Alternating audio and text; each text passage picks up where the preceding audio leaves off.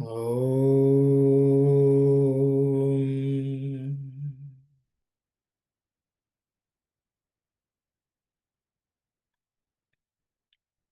Om.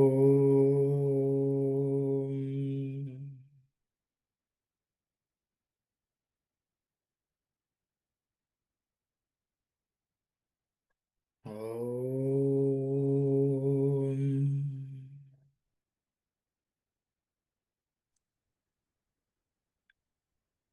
Sairam, everyone. Arun, please turn on the camera. We can't see you. Okay, Sairam. Sairam. My technical difficulty here. Let me.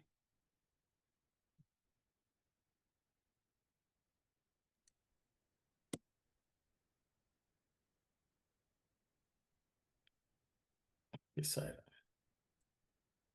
So, Sairam, everyone. Just to recollect what we were discussing, Swami, we are in 8th chapter of Sathya Sai Vahini. Swami is talking about bondage, bandhanam. That's where he's starting. He has started talking about what are the components of this creation, nature. Swami has introduced the concept of Akasha and Prana as two elements of Prakriti. And so that's what we looked at last week. And the various manifestations of this Akasha and Prana, how they make up the gross world and so on. And gross, subtle worlds. So I will stop there and maybe we'll just recollect what we discussed. Maybe we'll read the same slide and then move on. Saira. A person can discard as many gross bodies in which he takes temporary residence as the number of times he pares his nails. But the subtle body cannot be changed. It lasts and persists. This is the most secret doctrine of the Bharatiya spiritual thought. Going further along this lines of discovery, it can be revealed that man means a complex of the gross body, the subtle body, and the jivi, the individual. The Vedantic philosophy would declare that the jivi shares the quality of eternal, everlasting nitya. Prakriti, or the objective world, is also eternal, but with a difference. It undergoes perpetual change. It is never the same, but it persists forever. The basis for the objective world, namely prana, the life force, and akasha, space or ether, are eternal. But they act and interact without rest and manifest variously and manifoldly. Thank you very much, Kalyan.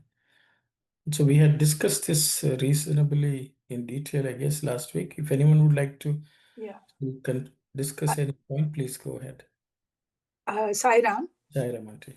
I would like to know about that Akasha and Prana, how they are say, elements. You say Prakriti. Both of them are Prakriti, Swami says, no? Yes, Auntie. I think Can you just explain further for me? Anyone who would like to volunteer, please? I tend to speak too much.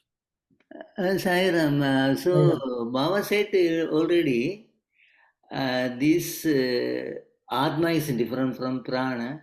So as Mani Aswin say, definitely this comes under Prakriti.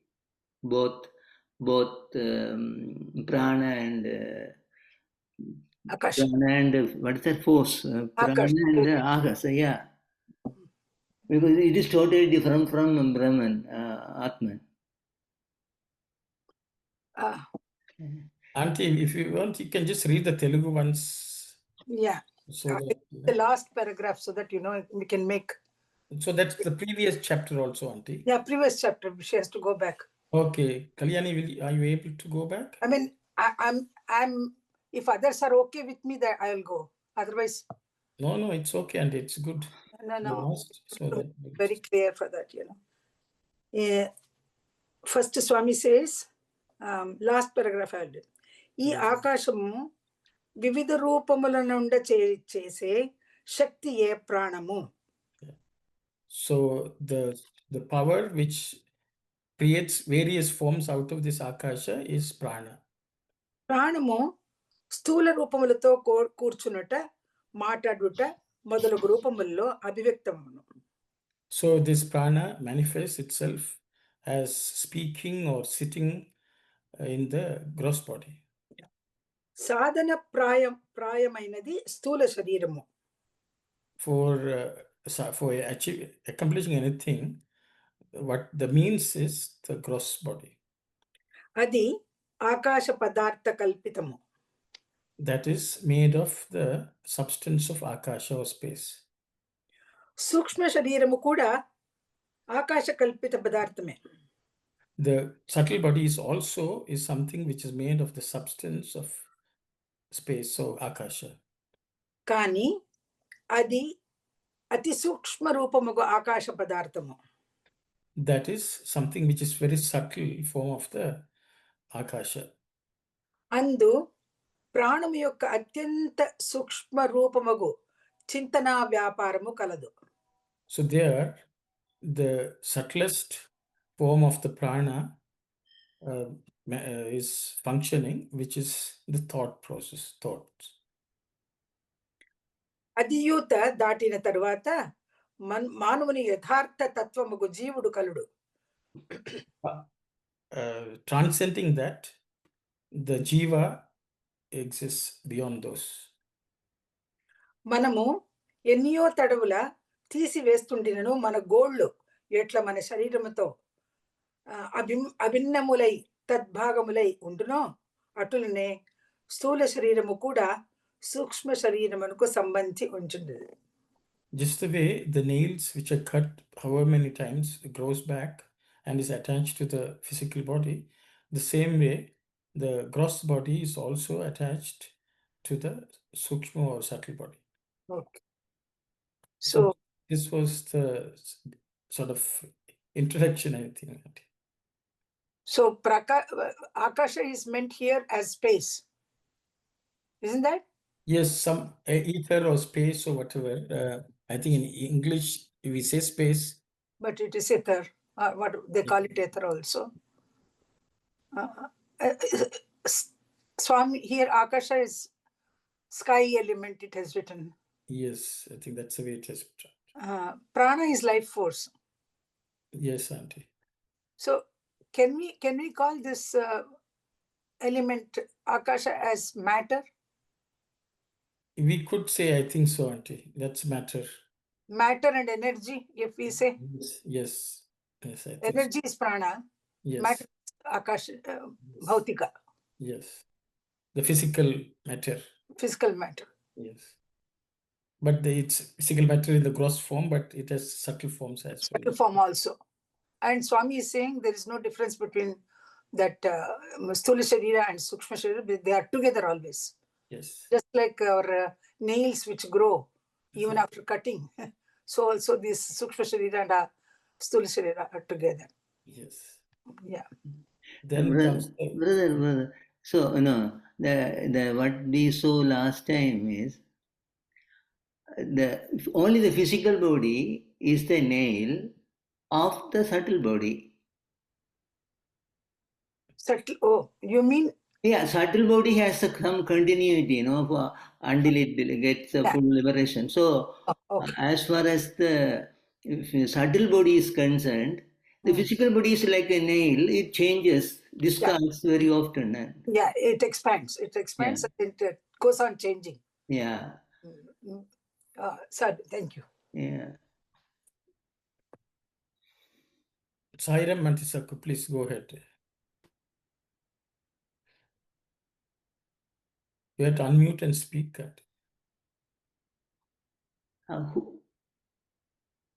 Sakwanti is unable to unmute and speak. Sorry. I need more kind of more details about this. Akasha is a source of all gross and subtle material, or physical matter and subtle. Prana is a life force. When prana contacts the or impacts the akasha, then the akasha principle starts creating either gross or subtle according to different proportions. Could you please explain a little more detail? This is in previous chapter, last chapter. Yes. Yes, which is what we read. Anyone who would like to share anything? Okay, if not, I will go ahead. See, the thing is, see, I will give another example. If you take water vapor, okay, Brother Sivadas has raised hand. Please go ahead, brother. Go ahead. Please, Okay. you go ahead. Okay. So if you take water vapor, the water vapor can become water or it can become ice. Yeah. What impacts the water and change in its form, manifestation, is heat.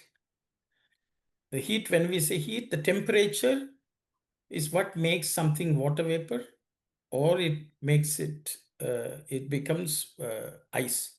The interaction between the water particles, which you can say is Akasha, and the power, Shakti, which is temperature, results in various forms of the same material. So the same way, Akasha also, when it interacts with various aspects of the manifestation of the prana, it can be sukshma or stula, is what I understand. So prana is capable, the interaction between those two creates a sukshma sharira or subtle form, or gross form, the stula sharira. Thank you very much. Yes, So clear. so that's the way matter and energy. The interplay between matter and energy is the creation of this entire world. Shiva and Shakti, or And thank you, Bhashyamanti, for bringing this point. Oh, no problem. No problem. Okay, so I hope. I just wanted to make it clear. Yeah, thank you. Here. Okay, so that prana, can we take it in the Pancha Bhuta as Vayu? No, Pranamaya question. Illa. No, so I think the prana is the cause of Akasha becoming Vayu, Akasha becoming fire, Akasha becoming that. Just like energy is playing. That is also a manifestation, because it's a crystallization of Akasha is all the Panchabhutas. I think that's what we have studied in Sandhya Nivarni also. Swami says. From Akasha, Vayu. Exactly. But what acts on the Akasha is prana. Okay, so I think the interplay. But Swami says they are actually two aspects of the same thing. I think there's one place Swami. It's in Prakriti. Yes. It is Prakriti. Both are Prakriti, Swami says. Yeah. Okay. So they're inseparable in that. Avinabhava Sambandham also Swami. Yeah, Avinabhava. Just like that brother Shiva Swami said, it's an extension. Subtle, the Stula Sharira is an extension of the Sukshma Sharira. Okay, very good, yeah.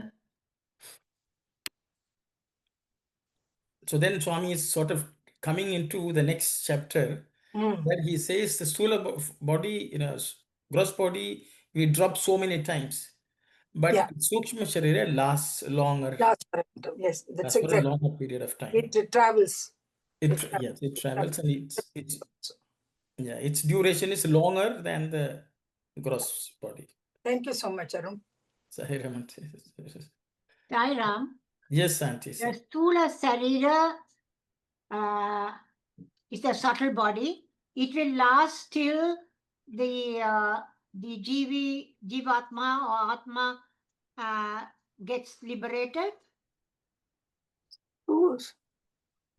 Yeah, I think. How long the subtle body will stay? How long it will stay? I think Swami will answer that, but if anyone would like to share any thoughts, please go ahead. Yes, Sairam. So, but Andy anticipated is correct. So, until we get fully liberated, that means we get purified, or until our total becomes purified. Totally, when we are purified, the subtle body will drop off. And then what is left after that is Atman. Only Atman. Thank you. Yeah. Yes, Sister Maha, you have your hands up. I have a question here. First, the gross body changed to subtle body, right? The subtle body then again changed to gross body until it, before it merged into Paramatma. Okay, Sister Maha is asking, is the gross body changing into subtle body and the subtle body becomes gross body? Anyone would like to share your thoughts, please? Yes, Sairam Sai Satish. Sai Okay. Ramana. Wait, Sai Satish. Sister Vani, please go ahead. It's okay, Brother Satish can go.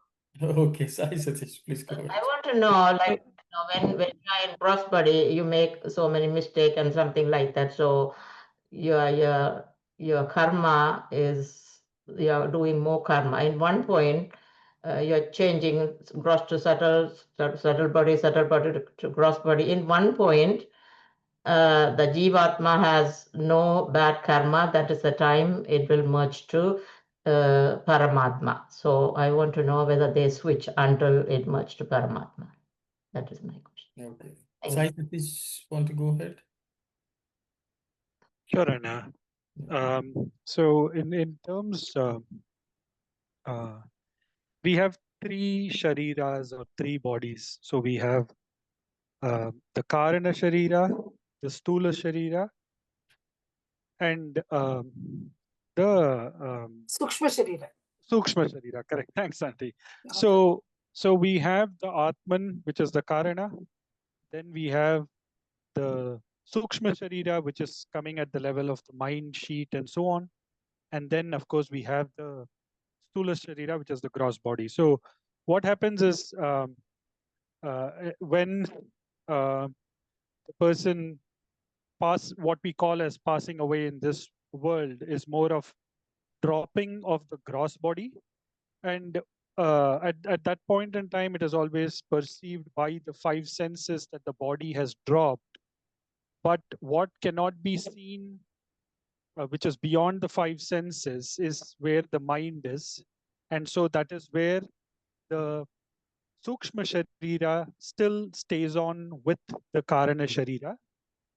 And now, so it is basically the seed continues to germinate as long as the mind sheet stays on with it. So in the sense, if one goes to a level of amanaska, where literally the mind is also annihilated, then what remains is nothing but the Karana Sharira.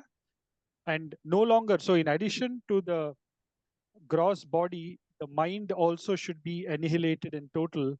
And when that happens, both the Stula and Sukshma Sharira are dropped. And that is where only the Karana or the Atman is radiant in its full grandeur. So that is one thing. So and like what was given as the analogy of the nails, so long as the hand exists, the nail will grow.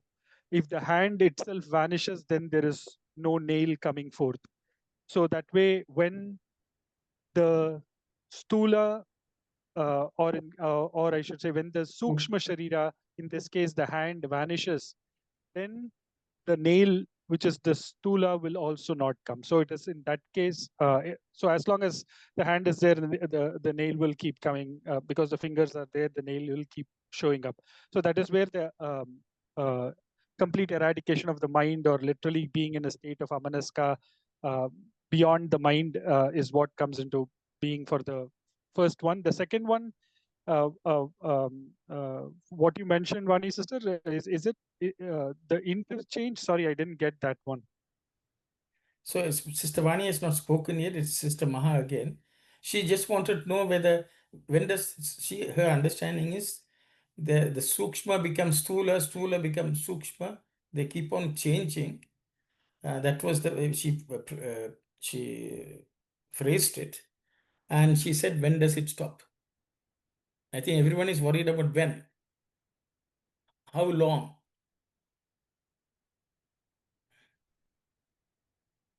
I don't know. Sai Satish wants. I think. No, yeah, yeah, what little I know I've shared, but I'll stop. Yeah. Okay. Yes, Sister Vani, it's your turn now. Yes, brother. Here we are talking about the GV is Nitya. I'm not answering because Brother Sai Satish answered, Sister Mahasa. I'm just wanting to clarify. Here the GV is Nitya. So when the Stula Shariram and Shukshma Shariram is not Nitya, it is Anitya. Like, it will evaporate at some point. So the Nitya GV will merge with the Paramatma. So in here also, we also learn in Tamil, Padi, Pasupasam, Padi Epol, Pasupasama Manadi. So is that the same clarification that we are arriving at here? Sairam sister, so sister is talking about Saiva Siddhanta, which is generally a dualist approach. Yeah, but it's quite similar, sister, because as long as the separation exists, there is Pati, Pashu, and Pasa. All three exist. So Pashu, in this case, we are Jivatma is considered Pashu, which is caught in the Pasha. Okay. Whereas the Lord is Pati. Okay, so it's similar to that. But when does the Pashu, the Jivatma, it gets liberated from the Pasham, which is the bondage? So, which is what Swami is talking about. So, it's similar in concept. So, the thing is, the day the Pashu or the Jivatma frees itself from the Pasham, the bondage, it will merge into the Pati. So that's my understanding. But anyone else would like to comment? Yes, Auntie Vani. Exactly. Jiva, Jagat, Ishvara. Yes. That's what she is saying. Yes. Jiva is Pashu, Jagat is that world, which is binding the Jiva. And then Ishvara. This is a triangle always. Jiva, Jagat, and Jagadishvara. They say it. Yeah. Sairam. Sairam, Yes, when we're saying that the Jiva is eternal, just like Ishvara, so then how can the Jiva disappear at any point? Or the Jiva is always, the individual Jiva is always there, eternal, just like Ishvara? Okay, so Kalyan is asking the question. 1 moment, Aruna.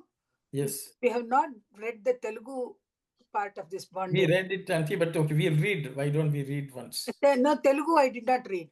Yeah, but I think last week I tried to read. You did it, is it? Okay, sorry. Yes, but we can read. Kalyan, we'll come back to your question. I will read the Telugu and hopefully it's something. Oh, yes, please go ahead. Last week. నేను నా గోళ్లను ఎన్నిసార్లైనా ఎట్లు ఖండించి వేయగలనో అట్లే నా స్థూల శరీరమును లక్షాధికార సార్లు విడనాడగలదు.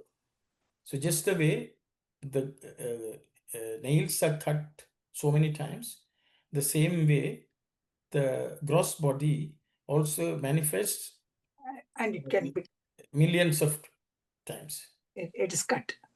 కానీ నా సూక్ష్మ శరీరము నిలిచియే ఉండను. But the subtle body persists. It will consider. ఇది మన భారతీయ పరమార్థ వాహిని తెలుపు పరమ రహస్యము. This is the secret principle which is explained by the Bharatiya Paramartha, the supreme goal of Bharatiya. ఇంకను విచారించిన మానవుడనగా ఒక స్థూల శరీరము, ఒక సూక్ష్మ శరీరమును, ఒక జీవుడు, ఈ కూడి ఉండు ఒక ప్రాణి. So if you inquire further, there are three things which make up individual, which is the gross body, the subtle body, and the jiva. వేదాంత తత్వశాస్త్ర ప్రకారము జీవుడు ఈశ్వరుని వలె నిత్యుడు. According to the Vedanta principle, the jiva is eternal like the Ishvara, the Lord.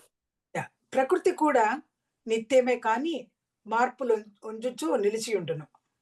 So the Prakriti is also eternal, but it undergoes changes continuously. ప్రకృతి మూలమగు ప్రాణాకాశ పదార్థము నిత్యమైనదే. So the root, the origin of the Prakriti or nature, which is prana and akasha, that substance, that matter also is eternal. కానీ అది సర్వదా వివిధ రూపములుగా మారుచుండును. But at all times, it continuously changes into various forms. జీవాత్మ మాత్రము ఆకాశములో కానీ ప్రాణములో కానీ నిర్మింపబడినది కాదు. We didn't But get English for this part yet, right? we haven't read, Auntie. That's all. Yeah. Okay. So Kalyani, I think it came through clearly. Everything in this world is permanent. Even Jivatma and Ishvara is all just like that. But Swami says even the Prakriti is also eternal. The only difference is it always undergoes changes. So we were talking about, at one point we will merge with the Paramatma. So that at that point, the Jiva is still existent, the Ishvara is still existent, but you are just at a state where you don't perceive Jiva and Ishvara. That because if they're eternal, they're always like, how can we say the Jiva disappears at some point or merges, or Pardon?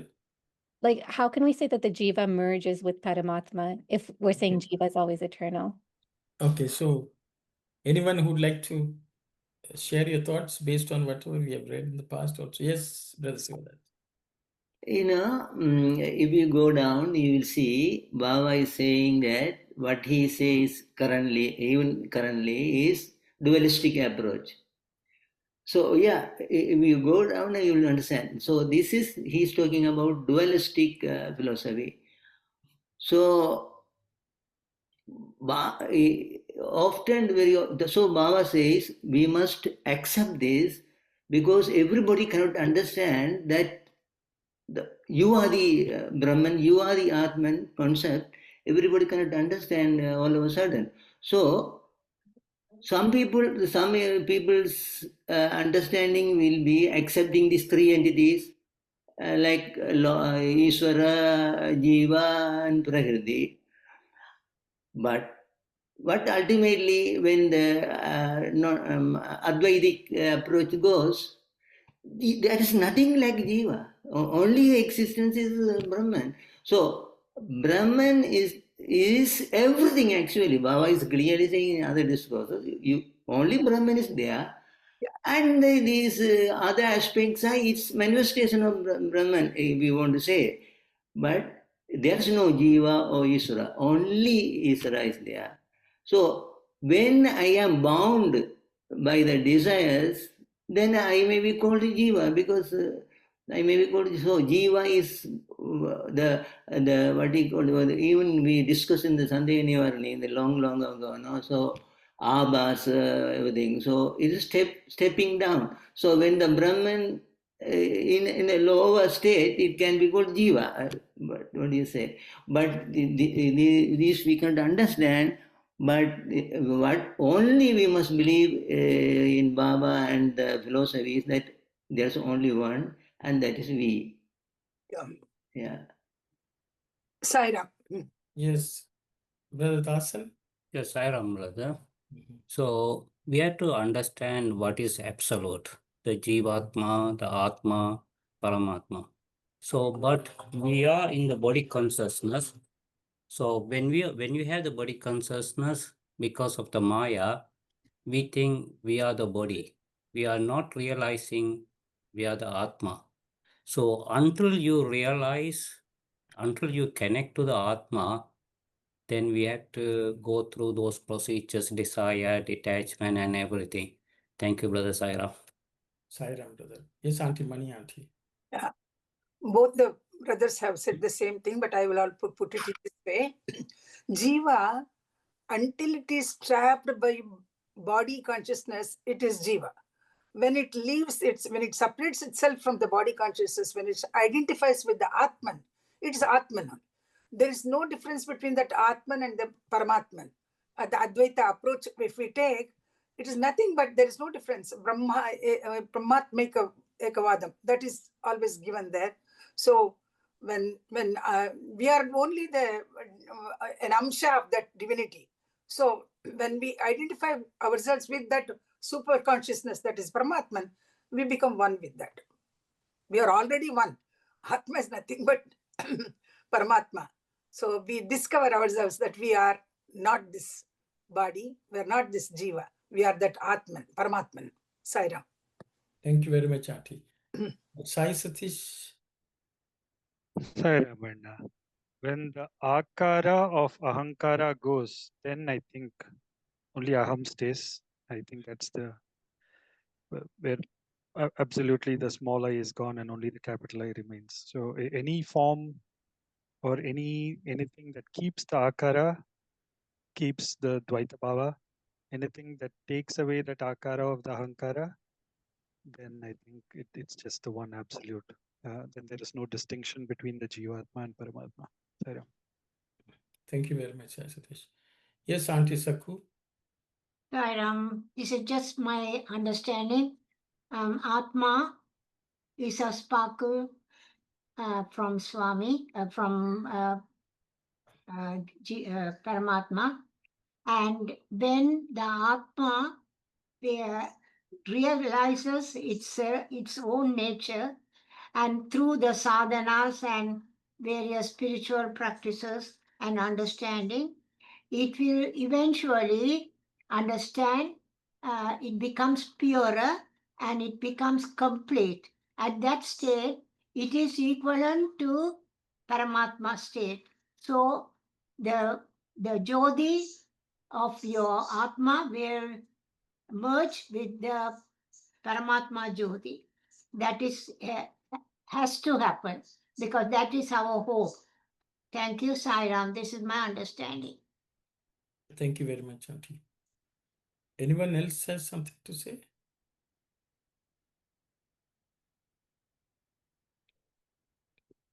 So Kalyani, I think they have all. Brother Sairam, Yes, sister. before you went, I just wanted to understand a little more too. It says subtle body cannot be changed. Is that is true? I'm just thinking to myself. Is that is right? No, actually, see, the translation is not very accurate. Swami just says subtle body persists, it lasts. When they just lasts longer compared to the yeah, lasts longer. Yeah, no, we have to change from there, right? So it cannot be changed. No, it doesn't say we are not moving anywhere. Swami, so if you just to go to the Telugu, I don't know whether Auntie can read it. So Swami is basically saying, Kani na sukshma shariramu nilichiye untuno. That's only stated Swami as well. Nothing, there are no true statements. Swami says, though, but my subtle body will remain, it will persist. Nilchiye untuno means it will remain, okay. It remains steady. Always, it remains always. Remain for your progress, right? In Tamil, we will say nilaithu nitkum. Nilaithu nitkum, yeah. Okay. Did you say remains always? It doesn't say always. Oh, okay. Just remain. So that's why it's a nilchya. When the gross body changes, the subtle body remains put. Okay, that's all Swami is saying. But subtle body also undergoes change at some point. But the duration is little longer. Okay. But then Kalyani, your question, what's merger? Okay, see, the thing is, the merger is, when we generally say merger, we will think some physical material dissolving into something else. This is generally understanding. But actual merger is see, we have already spoken about three bodies, Karana, Sukshma, Sthula. But there is already another state which is underlying all that, which is called the fourth element. Turiya. That is already there. That will never change. But that is the underlying foundation on which everything remains. So the thing, the merger is our conscious experience will become one with that also. See, today we are only looking at only two. That's a normal human being. We only mental and physical is our entire existence. We have not even gone to the Karana Deha, which is Atma. I am Atman, that concept itself is not there. But even after that, first we had to go to that point. After that, we should also learn that there is Mahakarana underneath that. But once you understand, so, but do we have all these four? We already have these four. But it is just that in our experiential awareness, we have not gone to the Jiva state, nor have we gone to the Mahakarana state, which is the Turiya state, which is Paramatmana, whatever we call. So the merger is only a merger of our awareness. Our awareness merges into that also. So it is not that the Jivatma suddenly vanishes. This state only is called Jivan Mukta state. A Jivan Mukta is not only who understand that he is Atman, he also is able to experience the Mahakarana which is underlying. So, but he will move around, his body will function the way the body has to function, the mind will function as it is, but he is also fully aware of his Atmic state and also aware of the Mahakarana, Paramatman, which is underlying everything. So, the merger is actually a state of awareness. It is not that suddenly the mind will go, body will go. It could go, it may not go. It doesn't really matter. Because in the Bhagavad Gita, Krishna says, everyone who is dead, he has to be born again. Yeah. Everyone who is born will die. So that means the body will undergo change. But you will not be bound by them. That is the only thing. The bondage will go. Even though you are living in a body, you will not feel bound by it. You are, even if you are in the mind, you are not bound by it, because the awareness of the Atma and the awareness of the Mahakarana or the Turiya, Paramatma, when it is there, your awareness is merged into all four levels of avasthas. So that is the ultimate. So it is not that suddenly the Stula world will go away or Sukshma world will go. As Swami has said, they are always there, eternal. So when they are eternal, we should not think, oh, we have to give up our body and run away. Generally, people think suddenly you die and then you go into some water or something, you merge, and then it is not there. Because yes, the individuality will vanish, but individuality can vanish when you are alive also, which is the Jivan Mukta state. But we will, Swami covered some of it there. So, Sairam, brother. So is it okay to say that no duality at all at the merger stage? duality will always be there at the physical level. Physical level, they will, okay. Will always be there. But your Fourth stage. your thoughts or your Sukshma Sarira, Yeah. okay, duality will be there, but in the merger there won't be a duality. Physical said so? level you will have it. Who said so? Because once you merge means you come as one. Then there's no duality. You think you are God and he is God. Sister, Swami says no. You are You're thinking. God, you didn't know. You are thinking that the gross. That thinking itself is a very gross thinking. You understand? Yes. You know, this now will at go. this point, yes. See, everything will exist. This is why Rama asks Hanuman, how do you relate to me? He says, at the physical level, I am your servant. At the mental level, I am part of you. At the Atmic level, I think you and I are one. So in Atmic level only, I'm saying the merger takes place when you know. See, Tattvamasi means you recognize that you are the same person, but you're still not merged. In the Karana Deha, you will never merge. You will only merge, you are already merged in the Mahakarana state. So the whole problem for us is, because merge is what did you say, brother? The last sentence. We are actually existing in four levels. Okay. All of us. Yeah. Okay, all of us. Not only now, forever we will exist in four levels. Forever. Okay. The gross is never going anywhere. Mm-hmm. The subtle is also not going anywhere. They will change, but they will always be there. So the thing is, but you are not aware of their Atma, Jivatma. The Jivatma, there is individuation, there's separation. But at the same level, we are also connected to the root, which is Mahakarana. There is no separation. Okay, so that's my understanding. Anyway, there are a couple of hands up, so we'll come back to that. Okay, Yes, thank Auntie. you. Okay. Yes, Ira. See, merger means here, as if, you're bringing one more thing and then joining with the other. It's not it. The Atman which is present in you is always the divinity. When you rediscover yourself that you are this Atman, that is the merger. That's the point where you understand. It's not two things coming together. The divinity is always there in you, but you are not aware of it. When you when you realize that I am this Atman, that is merger. So there are no two things coming. Divinity is always there in you, but you are not aware of it. The awareness comes. That is the day when you become, you cannot call merger. It's rediscovery of your own divine self. Sorry. Thank you. Yes, Sister Vani. Now, can we also say, when Swami says, love everybody, love,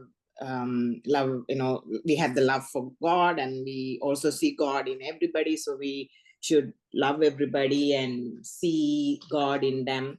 So at that stage, we are trying all that, but we are not there yet. But at some point, going through this, taking, dropping the body and taking another body at some process, we will see that God in everywhere and we have that love for everyone. Is that the stage we are talking about, the oneness? So you are saying you are born again like that, sister? No, we are born and, so many births we take to understand that God is in everywhere, in everyone, and it's the same Atma, same God is in everyone. We don't have separation. We see, somebody is separate from me and everybody is separate. But if we start to realize that it is the same Atma, it's the same persist in everyone, and then we start to see everybody as us, is that the stage the oneness comes? I'm just asking. It's a question about, we... Okay, good question, sister. I will ask others to share their thoughts. Kalyani, please go ahead.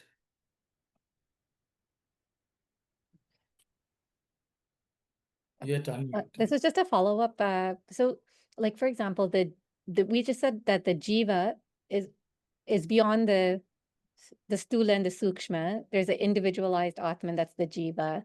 So that jiva, say there's a person, one particular jiva, he attains jivan mukta. So then at that point, like, does that jiva who attained jivan mukta, that jiva is still an individualized entity that will always exist.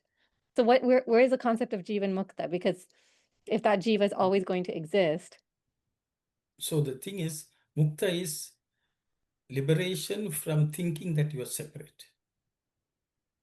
Liberation from the thinking that you are separate from the Paramatma. That's it. So the thing is, you can still be attached. For example, if you are a finger, if the finger doesn't know there's a body to which it's attached, but one day it realizes that it is attached to the body. So then it realizes all the fingers are attached to the same body. That one body is all same. We're all one. That feeling can only come when you as an Atman realize that you are Paramatman also. Only on that stage you will see everyone as yourself. Until then you will say, there's another Atma, I am also an Atma. So the question is, what the Jivan Mukta happens is, not only has he realized that he is Atman, he is not the body, he is not the mind, he is the Atman, but he also has identified the unity underlying all the Jivatmas, which is God. Because the Jivatma itself is only a spark, as everyone says, we are spark of the divine. So that is growing out of the Paramatma, which is the fundamental substance from which the Jivatma also has manifested. It's not only manifested, it is connected to the Paramatma. Until you realize that is the path, the spiritual path. You realize the spiritual path doesn't start until you recognize your Atma. But once you do that, there's a journey to be able to identify with the Paramatman, which is underlying all the Jivatmas. So the thing is, the Jivatma will still exist, but with the awareness that I am connected. Okay, so I'm connected to the Paramatma. So the problem is we cannot even identify. So that's why we see somebody else different. You know, I don't like that person. He's a separate person. We only first look at the body and say it's a separate person. Then we may look at the mind and say he thinks differently, I think differently. We are still separate. Then you come to the point where I am Atman, he is also Atman. But then that is not good enough. To see God in the other person, first we should see we are attached to God. And we are attached to the Paramatma. When we understand that, then we know the other person is also attached to the Paramatma. So that journey is the ultimate unity. The diversity will always exist in this world. As Jivatma, as this gross body, as the subtle body. The whole problem is we think, I will die and tomorrow I will not be born again. Everyone is hoping. This has to happen when you are alive. You can only become a mukta while you are alive. You can't be a mukta when you are dead. Many people think I died and I attained mukti. No, you have to attain mukti while alive. That when you have all that, that's why Swami, in the previous paragraph, Swami says, you need the gross body to accomplish anything. That is already stated. So, liberation happened when we are alive. When we are alive in the with the gross body. Otherwise, transition only happens when you die. You have to get into another body. Which body we don't know. Doesn't matter. Because there will be a sthula body, there will be sukshma body. It may just grow out slowly. So the whole problem is our own concept of merger is the problem. And I think Swami is trying to cover that. Because we think suddenly we dissolve into the water or something like that. The Jiva, no, we already dissolved. That's with Turiya. Turiya is there, but we are not aware. So this is again covered under Mandukya Upanishad. So, we will not go into there. That itself is a big field of study. I'll stop here. Sister Aruna has her hand up. Yes.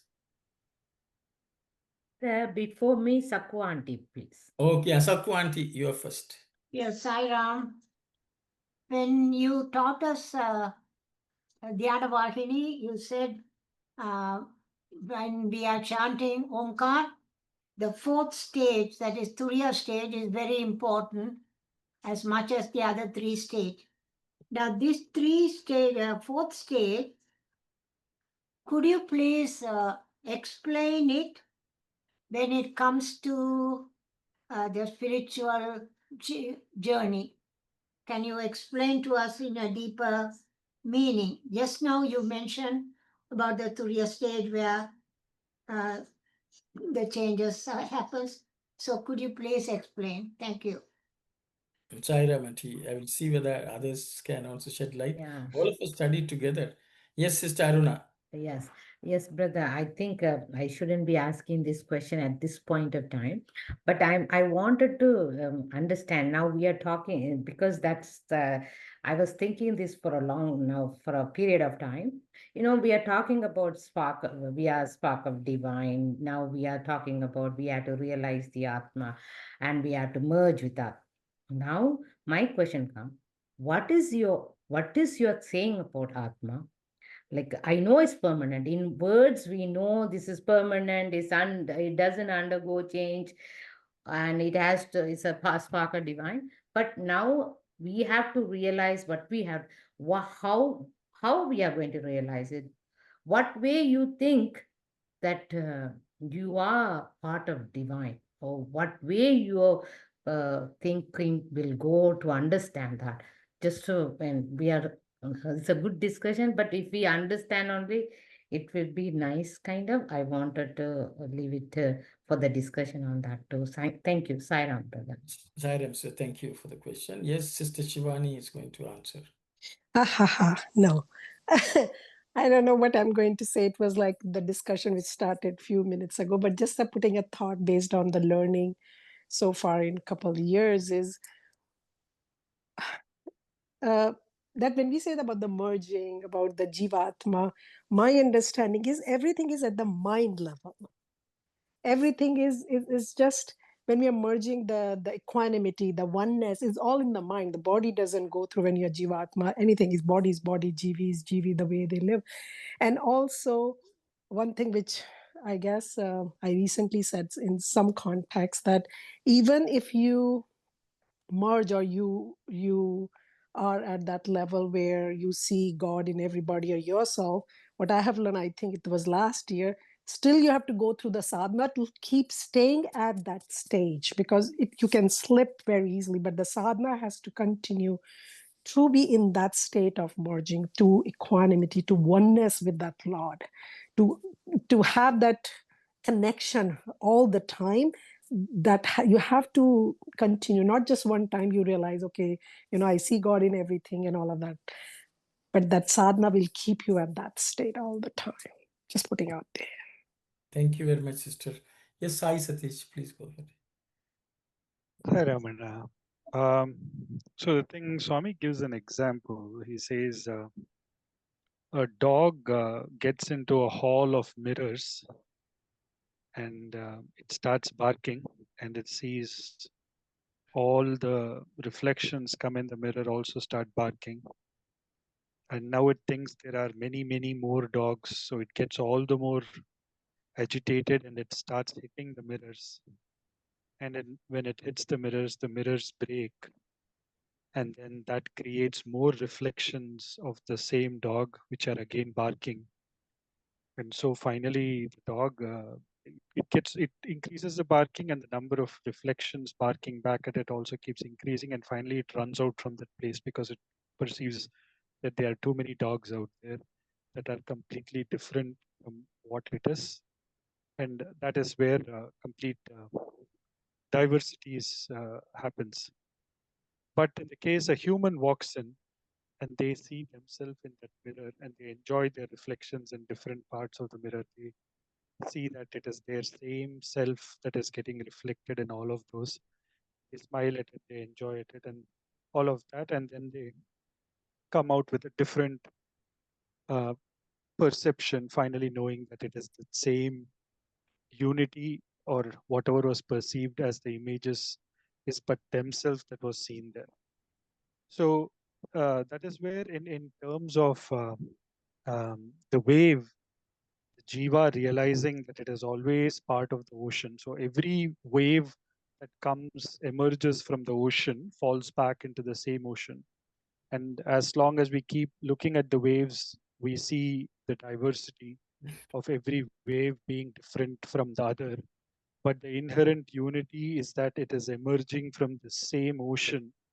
And as long as that unity is perceived in thought, word, and deed, that's what ultimately takes to a state of Jivan Mukti. Because every time it's a conscious memory. Swami says it's a constantly remembering, constant integrated awareness. Is that awareness that I am the ocean and so is everyone around me. It's all that play of that ocean that rises as a wave and then falls back into that same ocean. And so long as that is perceived, and so long as I realize that I am that reflection that I'm seeing in the mirrors, and there is no difference between that, then it leads to a state of being established in Turiya or Gada Shushupti, where a person is deeply established in the Karana or the Mahakarana Sharira. And when they are established in that, being the ocean always, then that awareness percolates across. And what is seen as a dance of creation with whatever happens across different emotions or elements or however it is expressed, the inherent unity is always perceived. Saira. Thank you very much, Sai Satish. Kalyani, please go ahead. Sorry, just to clarify one thing. So say like someone attains Jivan Mukta, then, the Stula Sharira kind of dissolves. So then the Sukshma Sharira doesn't come up again. But the Jivatma will be individualized permanently, will always be there. So I understand that their consciousness, they have the consciousness of Advaita where they're seeing everything. But at the stage of the Karana Sharira, they will always be a separate individual jiva forever, even though they've... Okay, Kalyani has asked another question. Will the individual jiva be always individualized? Because Swami said it's eternal. That's why I'm asking. The Yes. Jiva and Ishvara eternal. Yeah, so Kalyani has asked a question. So how is the eternal jiva be? I think that's the question. We understand, the sthula and sukshma continuously change. So Kalyani's question is, when a jivan mukta attains jivan mukti, will he remain separate and permanent as a jiva? That's a question. Am I right, Kalyani? Yes, Sai Satish. The eternal jiva is nothing but the GV, and they are established in the GV. So the jivas keep changing, but they are established at that. So the same person, they may show up as a different stula sharira, but they are established in the Mahakarana. So in the sense that the nail will grow, but the finger and the hand are knowing that they are part of the body, that will always stay for that Amanaska person. So they may just come as another nimitta or tatastha, however we want to call it, just to again refer back to the GV.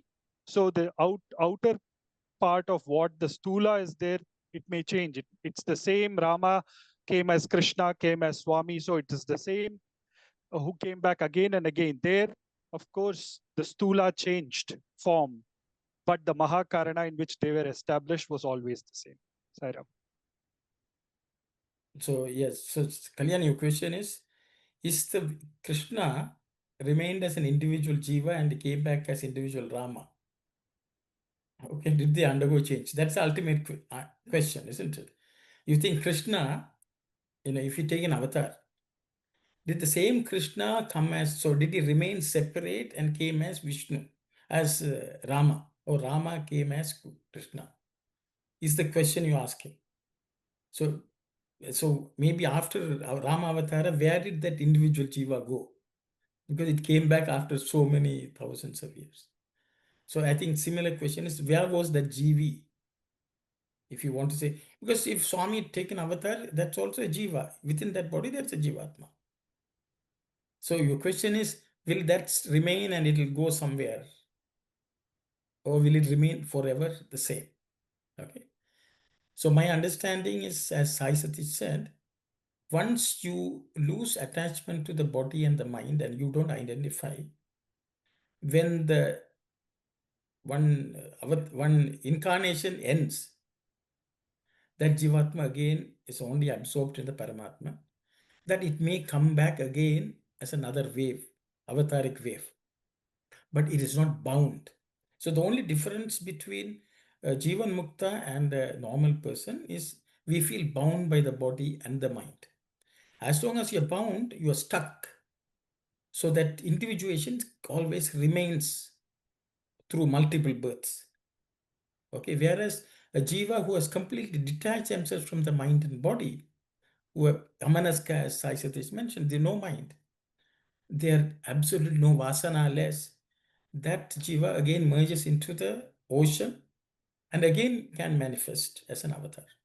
So that is the difference between a jivan mukta also is a similar concept.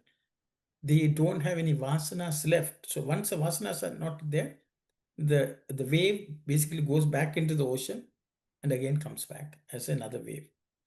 So the thing is, that is the only difference. But there are always waves in the world. Jivatmas are always there in this world. So that, to that extent, they are eternal. So there will be always Jivatmas in this world for eternity. Only difference is you will not feel stuck, bound by the stula and sukshma. That is the only difference. So again, they may also come back. The avatar also comes back. Normal Jivatma also comes back, takes another birth. Only difference is that Jivatma feels bound. Oh, I can't do this. I am suffering because of this, all this. That is the only difference between Jivan Mukta and so what Swami has come to teach us: be free and live. You don't, be stuck with the body and the mind. That is the whole process of sadhana and spiritual progress. I will go to Sister Aruna. Brother, You're saying so Jiva Mukta also, they don't merge and they don't see the waves are in the ocean, it's part of it, right? Yes. So at one point when there is no vasanas are left, you see still remain separate. That's what you are saying? So, sister, I will just elaborate a little further, okay? If a wave which is attached to the ocean comes, it will go back to the ocean again, okay? But if some water evaporated from the ocean and goes as cloud, until it comes back into the ocean, it will be a stream somewhere, a pond somewhere, the same water will be. So a bound person is to some extent feels detached from the ocean. Whereas a Jivan Mukta has attached themselves to the ocean, like the wave. Okay, the water which comes out of the ocean may be in a puddle somewhere, in a rain somewhere. So that's the nature of people who are bound. They are also water. You are spark, but you have not gone to the river to flow back into the ocean again. Until you go flow back. So all what we are doing is, unfortunately, bound people have come out. The connection with the ocean is missing, even though there is water, which is nothing but God. But then how do we get back? The wanted sadhana is going back to our source. That is the journey of sadhana of all the people who are bound. So we have become a water drop somewhere. We are in the clouds. We come as rain. Some of us come as rain into the ocean directly. No problem. Good for us. Okay. So they are Jivan Muktas. The rain falls directly into the ocean. But if you're not falling back into the ocean, you will be falling back into some mud, some water, some lake. Then you have to go back to the river and flow back to the ocean. That is the journey which every person who is bound takes. So merge is kind of is a part. Pardon? Merge is Jivan Mukta is a wave who comes out of the ocean, still attached to the ocean. Attached, it's like a part of it, kind of, like Exactly. in it, kind of. Exactly. But it's not okay. Thank you, Sai. So that's my understanding. The Swami has given these examples at other places. I'm just parroting. So I will go to Sister Vani. Sairam, brother. So when Jivan Muktas are born again, if they come back for whatever the reason, for teaching as an avatar, or even if, can we also say, if they wanted to, because I've heard you need to have a body to experience the love for God or the devotion. So Jivan Muktas can still come back to the world, taking the body to experience that devotion. Okay, good question, sister. I will pose it to others. Yes, Auntie Saku? Yeah, I'm just reminding about the Turiya stage. I needed some explanation. Yes, okay, I will come back to that, Auntie. I'm still in that stage. I am not gone to that stage, so anyone who has gone can explain. Yes, Brother Thasan. Yes, I am, brother. The Jivan Mukta is already above three gunas. He is no body consciousness. If we take the ocean, the water vapor is going to become a rain, and and change it to river. The river also the purpose of the river wants to merge with the ocean again. Once it is merged with the ocean, then there is no taste different or anything. Even if we take a drop of ocean water, same molecule, same thing, there won't be any difference. So one of the person asked how we can achieve that thing. If we take the chariot, we go to the temple and we observe the chariot there. But nobody look at who is seated inside the chariot. We look at the outside, the people and worldly thing only. We look at that one. So the charioteer is our intellect. Rain are the mind. So five senses are the horses. The object is our path. So if you are not using our intellect properly, and if you are not using the reins properly, mind, then we cannot go to the particular our object. So this is the way that's what we are doing, all kind of service and try to bring the mind control, and in order to achieve we are not the body and we are the Atma. Thank you, brother. Saira. Sairam, brother. Thank you. Yes, Sai Satish.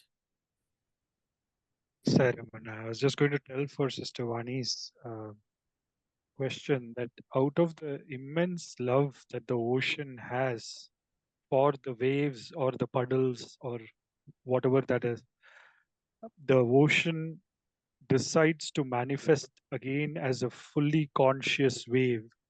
That is where an avatar or Jivan Mukta and people of that Amanaska state, with a full awareness of that they are nothing but the ocean, they emerge so that other waves or other puddles and so many things that are out there realize that they have to get back to the ocean.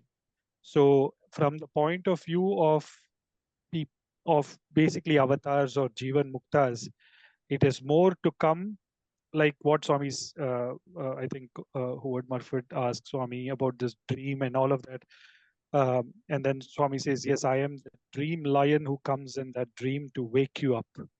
So it is with that fully conscious or full consciousness of what that wave is, do those beings come, or or God comes in that form just to create the awareness for others that it is a means to connect back to the ocean. Thank you very much, Sai Satish. I sort of forgot what Sister Vani asked. Anyway, thanks.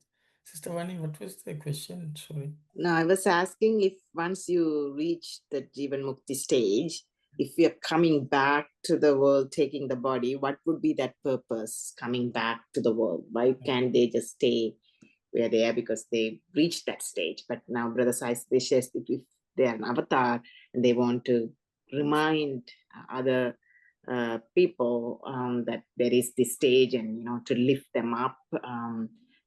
So that's what he was answering. Thank you. Thank you. So I think that's answered. Yes, Brother Dasan, you have something to say? I'm sorry, brothers, all. Okay. So Auntie Mani, Auntie. Yeah. So as far as a human being is concerned, when he attains Jivan Mukti, he is not going to be born again. He has no rebirth. He has realized that he is Brahman. So he cannot be born again. As far as avatars are concerned, out of their compassionate nature, they may come back and then try to guide us in our journey, spiritual journey. Saira. Thank you, Auntie. There is no birth and no death for a Jivan Mukta. Once he is Jivan Mukta is ready. Thank you very much, Auntie. Yes. Brother, I have one of my question to Alexa. What's the question? Please. I'm losing The track. question is, how we are talking about Atma, this but how that individual I have recognized myself as Atma, right? Okay. So how you will realize that? Yeah, so that's a that is the duality. Those kind of things we are learned. No duality, no attachment, all kind of things. But other than that, I'm just trying to think how you will realize it. Like first you have to realize yourself to see in others. So what are the things kind of? Thank you, Sai. Thank you very much, sister. I think this question is related to what Auntie Saku asked. First of all, before going to Turiya, we have to come to understand that we are the Atma. I think that's what we have to go to. So Swami basically says you have to go beyond the body. You have to go beyond the mind. You are neither the body nor the mind. Unfortunately, our entire existence from waking till going to sleep is that we are us, which is the body. That's all our total concentration is. We spend 24 hours sometimes only to service the body and whoever we think is related to this body. This is everyone is spending all the time in that. At no point do we think that we are the Atman. Because as soon as you see I'm really Atman, all your relationships will just vanish. Then you develop what's called vairagya. See, without vairagya, you are not going to go anywhere. You are not, see, as Sister Shivani said, it is the mind. Mind only we are doing everything. No, the mind only can help you attain vairagya. Swami says, Swami gives this example. Today I happened to listen to that. It's 1973, one discourse doing Samashava. Swami says, the body is like a box. Okay, the box is the body. Then the mind is like the key. That mind, which is the key, if it turns towards the side of vairagya, the box opens.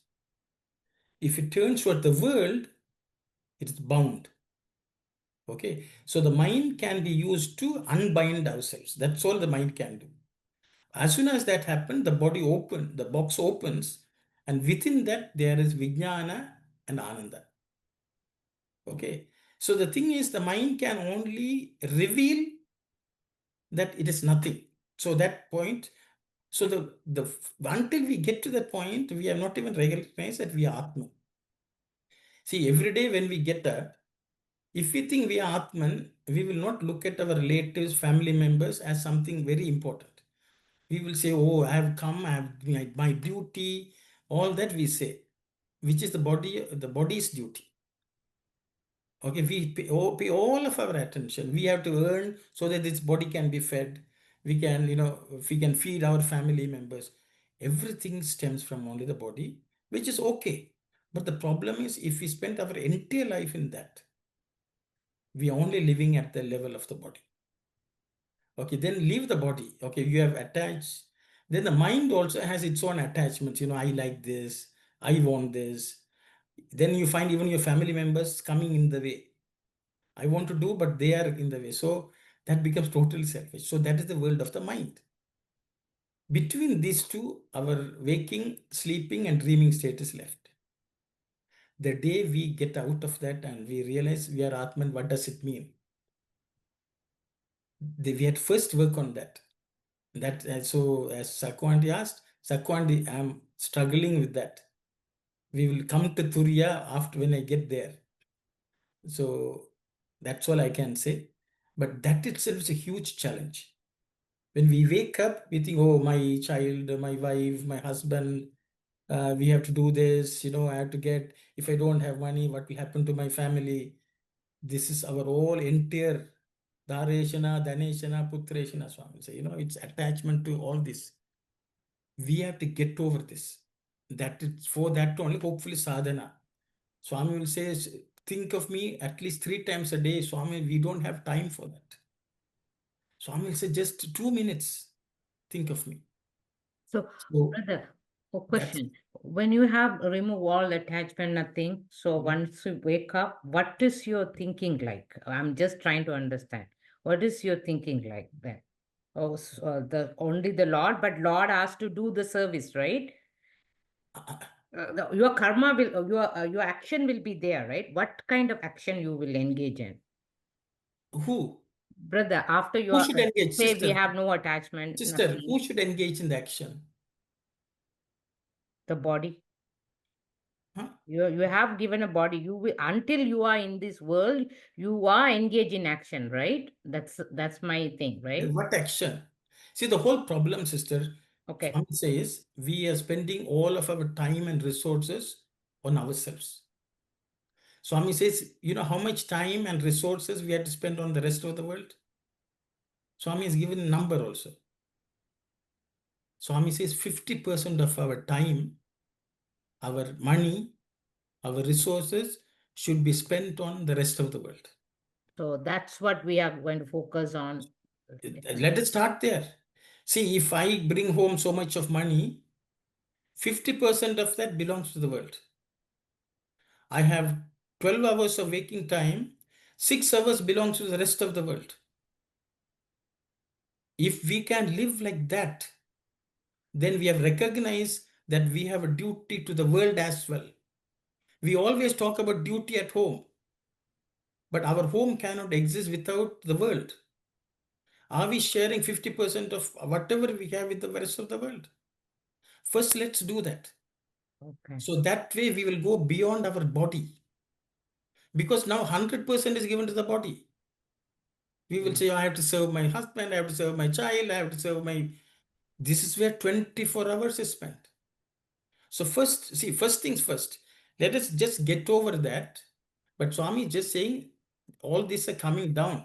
But I think we have to start there. We don't do that. And then we say, let liberation fall when I fall dead. This will not take us anywhere. Okay. So how much of our life are we sharing with the world matters. That's where the seva starts. So our thinking need to like go beyond the attachment side of it to bondage, like, but that also there is some kind of duties involved. So Duty to the world also equal. I okay. told you, Swami First has start said, like that. Okay. yes, 50% of your duty belongs to the world. Sure. Are we spending 50% of our time to serve the world? Are we spending 50% of the wealth we have with the world? We have to ask ourselves. At least that way, halfway we have gone. Okay, great. Real sannyasi is giving 100%. So at least get to the 50%. Then we will talk about turiya, all that. We are just discussing because we are reading. First, let's get out of our body, which is 50%. Let's give to the world. Sure, thank you. Okay, so I think that's good enough for now. After that itself, I don't know, as Sister Vani said, how many lifetimes we need. But, we don't even ask. Then we can ask, how do we give to the world also, Or maybe we pay tax. No, it is not tax. After tax, whatever you have, you should share. Okay, just Sister Shivani. Just a clarification. My understanding, maybe I don't know. When we talk about liberation, merger, I always understood that it's at the mind level. Because this mind, but a while ago you said it can help us to understand that I am that Atma, or I am that, the oneness with our Lord. But you're saying it's something else. You will say once we realize that, then we experience that ananda or that bliss. Can you just throw some light on that? I thought what we are struggling when we take this birth is all at mind level, mine, theirs, and once we understand who I am, then the ultimate goal is peace. How you live in bliss, like nothing affects you, and my mind it's just the mind will help me to reach to that level. Am I wrong? Not am I wrong, but can you clarify on that? I think I heard you said something else. Oh my God. Yes. I am sorry. It's I'm just sure. Maybe, okay, I will clarify, but others can share. The thing is, sister, the whole problem for human beings is we don't know who we are and what is the mind. right. Okay, that is the problem. Right. Okay, Yes. you are confidently saying it's the mind which is going to help Right. because you feel helpless and you think you need the mind. Mm. That's the fundamental problem. Mm. You are totally reliant on the mind. Mm. It's like, you are going in a car. Okay, Mm. you are the passenger. Your driver is the mind. Mm. Okay, so now you want to go somewhere. Okay, but the driver is saying, oh, don't go there, let's go here. Right. So who is making the decision? The driver is making the decision. Right. Okay, what you think is the driver is thinking. No, you are separate from the driver. Don't let the driver take charge. Mind is like the driver. Right. Okay, but you are the master. So you should Okay. say, mind, now you keep quiet. I want to Yes. go here. Okay. Yes. So the Yes. problem Yes. is today, you think, oh, Yes. without the driver, I can't go anywhere. That's right. Okay, Yes. so the whole problem is you are not the mind. That's right. You are the master of the mind, and you can always overrule what the driver says. If you don't overrule, you are a slave to the driver. You have forgotten that you are the master, you are sitting in the back seat. You can do some backseat driving. Everyone is familiar with backseat. So you, as a passenger, you say, I am the boss. Usually, when you are driving, the bosses are always in the back seat. So we should understand the Atman, you are the driver, and you may tell the driver drive, or you can tell the driver stop. So the whole problem is now we have confused whether we are the driver, we have confused ourselves and the driver. We are mixed up. So every day we should sit back and think, is the mind telling this or am I telling this? And when you say, am I telling, it's not the gross body, it's the Atman, right? When you said Shiva, like you control your mind. So who is you? It's not Shivani's body. It's not Shivani. Okay, it's not the body. Okay. Shivani is the name given to the body. That's right. That's right. Okay. So the thing is, you should know you are the Atman. So this is a long process. That's a meditation is all about watching your mind and telling the mind, now you stop. Don't drive here and there. Now I want you to stop. Because when the mind stops driving, then you realize who you are, because we have gotten confused between us and the driver. So meditation is all about telling the mind, now you sit quietly. When that sits quietly, then you know who you are without the help of that mind. Thank you. Sorry to take you backwards. No, so it's okay. This is my understanding. I will stop here. Others can share, it's not, I'm also learning here. So, Saira, anyone else would like to shed some light? I just clarified what I said, sister. We discuss in Dhyana Vahini. I know. It's just a reminder. When you're saying that, oh yeah, that's right. I'm so sorry to backtrack a little bit. Yes, okay, Saira. Oh, it's 4:23. But just a clarification to break this silent here. So when you start to serve the world, like when you look at the world point of view, only you can, how we say the Lord is pervade everywhere, He is everywhere, that kind of thing. Once you started to do, only you will realize that part, and it makes you change, and that will take you to realize your Atma. Okay, thank you. Otherwise, it's just empty words, sister. Yes. Yes. The Rudram. Yes. Anyone else would like to share anything? I want to just go back to Sister Shivani's question. So, when we have if we are putting the body is on the bottom, the senses are above the body, and then the mind is above senses, and above that is the Atma, or the Atma, the knowledge, the above mind is the knowledge, the jnanam, and then above that is the Atma. So we have to go through these stages to go above, beyond the body, beyond the senses, beyond the mind, and then get that have that knowledge or the jnana to reach to understand that Atma. Is that the process? Yes. Brother? Yes, sister. So many Vahinis, Swami is telling the same thing. You go past the Chittam and mind, and then you come to a state of Vijnana or Jnana, which is beyond the mind also. It doesn't depend on the mind also. Because the mind can only take it to the point of what's called Neti. Not this, not this. Including the mind is not this. See, this is supposed to be the Omkaram which we chant every day, 21 times. And then we do Suprabhatam. It is exactly that point. But yes, Kalyani, please go ahead.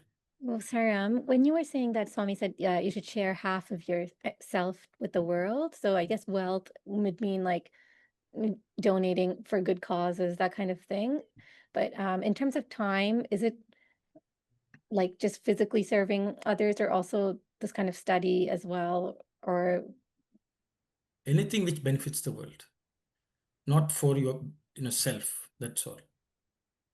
We have to. That's why Swami is always about group sadhana. So in a group sadhana, you develop over a period of time that is also equally important. How you join with others and do seva. That's also seva. So it's ultimately 50% means every day we should make sure that we spend some time for the world also.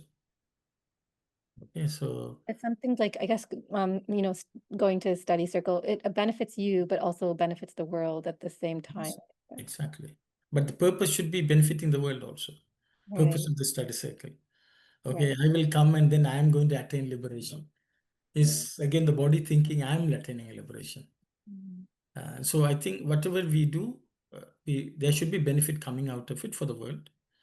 That's why group study is important. A group study, we are actually sharing with others and we are mutually benefiting each other. Okay, so anything which we do as a group is time spent with the world because the others are the world. Okay, so sadhana, if you sing bhajan, you can sing at home, there's no use. You say group singing, join with others and sing, go join with others and do seva, join with others and study. So every time you spend with others who you don't identify as your circle or your family related to the body, it is serving the world. Okay, but then there may be some time in your life, you are a young mother, you may have to look after the child at that time. But then in such case, you take the entire lifetime and say, at some point, I'm going to devote more time to the world, especially when there is no demand on you, a particular situation, we should spend time for the world. That's very, very important, I think, from Swami's perspective, for us to get over the body consciousness. Okay, so every day you may not be able to divide, depending on your life circumstances, which is fine. That's why brahmacharya, only grihastha is, it's bound. All the 3 times you are for the world, whether it's brahmacharya or the vanaprastha or sannyasa, is for the world. So you can see 3/4 of the life itself is spent on with others. Okay, that is why grihastha is very short, 1/4 only. But our life 100% becomes grihastha. That's the problem. We brahmachari also we don't, because we stay at home with the family. See, those days brahmacharya means you go out and live with the guru. You beg and eat. Okay. Now everything is at home only. So we are born in grihastha, we die in grihastha. And we hardly spend time for the world. How can liberation come? Liberation cannot come. We are attached to the body. So, okay, so I hope, again, depressing thoughts, I hope not. Yeah, but see, Swami is giving us the solution. Swami has given in so many ways. See, Swami dedicated his entire life, 100% life. Did he get a salary? Did he do anything for his family? No, nothing. That is total divinity. We can say, oh, Swami is an avatar, he can do it. We are not like that. He will say, no, you can also. At least portion of what I am doing, you can do. Okay, I'll stop here. Yes, it's Shivani. No, I'm just thinking. I thought, the problem is, as you're saying, we have to. We know what Swami has said. Do we have 100% faith? It works. Every word he's saying. Just leave everything on me. Everything is temporary. I'll tell you one thing. It was just a little thought, but I felt, oh, it does work. Something happened at work, whatever it is. I said, oh, it's temporary, Shivani. Don't get attached. Otherwise, I would have spent so much time thinking and all of those things. The minute, of course, learning from this study, it's temporary. It's nothing. It will go away after a year. It won't stay. And afterwards, you will say, why did I behave? Just going through all the studies and saying it's just temporary. You're looking for a permanent happiness. That thought didn't come back. And I said, wow, it does work. Just to share, just to tell a mind, it's temporary. Let it go. Let it go. Thank you for everybody here. Yeah. Bunny auntie. This too shall pass. Yes. It was such a small, it sounds so trivial, auntie. It's a big thing. It would have been such a big thing 5 years ago. But the minute I said it's so temporary pleasure, Shivani, it's nothing. do not take it further. Do not take the discussion further. It's just, oh, love it. Thank you so everybody here. So it's 4:31. I think we didn't read anything new today. But I think it's good to, study what we understand, at least process it to some extent and move. I think that's important. I hope everyone benefited from the discussions. So thanks for coming and doing, seva, I would say. This is seva, coming together and, spending time with a larger group and spending time, that's seva. And that's why Swami educates us through this process. Thanks for coming. Sairam, we'll close with this Samastaloka prayer. Sairam. Om Samastaloka Sukhino Bhavantu. Samastaloka Sukhino Bhavantu. Samastaloka Sukhino Bhavantu. Om Shanti, Shanti, Shanti. Sairam, everyone. Sairam. Thank you so much, Sairam. Sairam. Thank you.